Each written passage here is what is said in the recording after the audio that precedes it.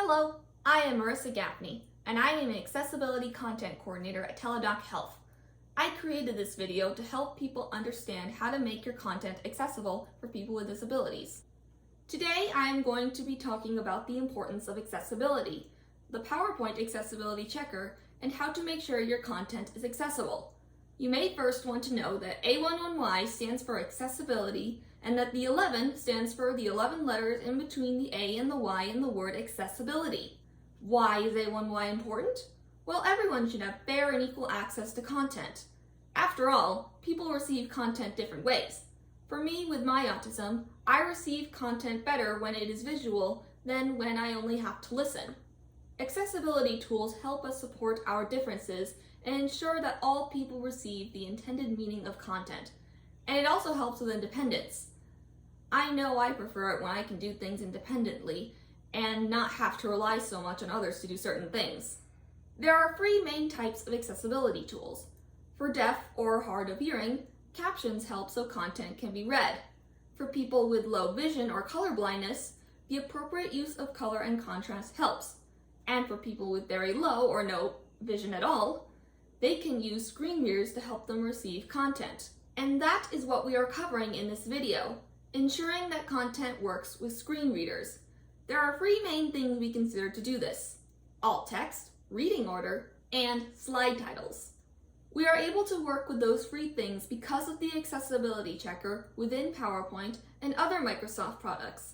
The accessibility checker scans for accessibility issues and errors and points them out to you so you can address them and ensure your content is accessible. To turn on the checker, you select Review and then click on the Check Accessibility icon.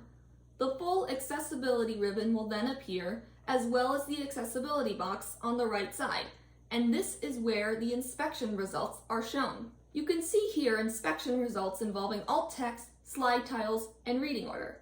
Let's start with alt text. First, a definition.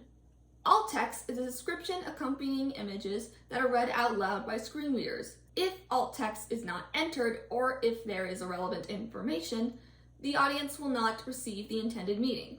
Take this picture on the left. In PowerPoint, you would select the image, then select accessibility, and then alt text.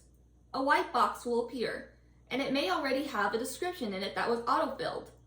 You may want to make sure that the description is 1 to 2 detailed, concise sentences that relay what you think the image is intended to your audience. Depending where you source the image, sometimes platforms like Facebook and search engine like Google or even Microsoft Office will generate auto text.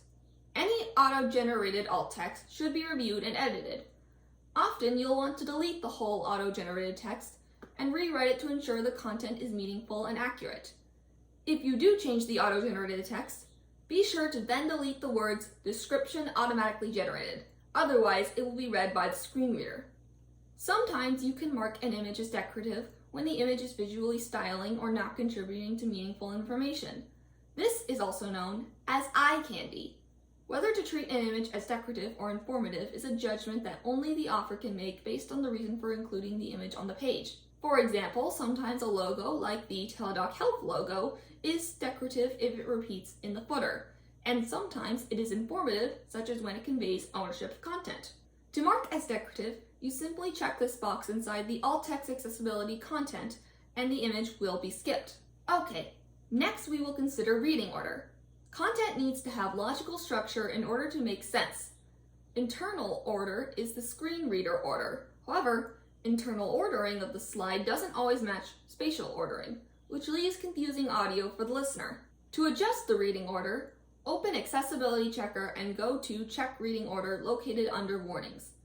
Click on the down arrow next to the slide number and then select Verify Object Order.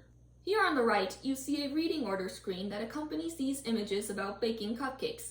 You will see that the images and text about baking cupcakes look like they are in the right order. First, Kai bought ingredients at the store, next Kai baked cupcakes, and then everyone enjoyed the cupcakes.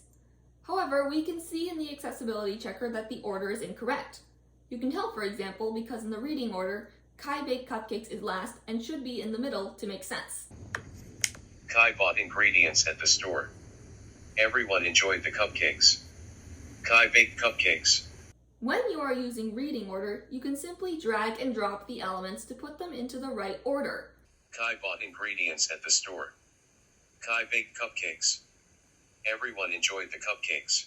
Also note that if you don't want an image to be read, simply uncheck the box like it is done with element 9.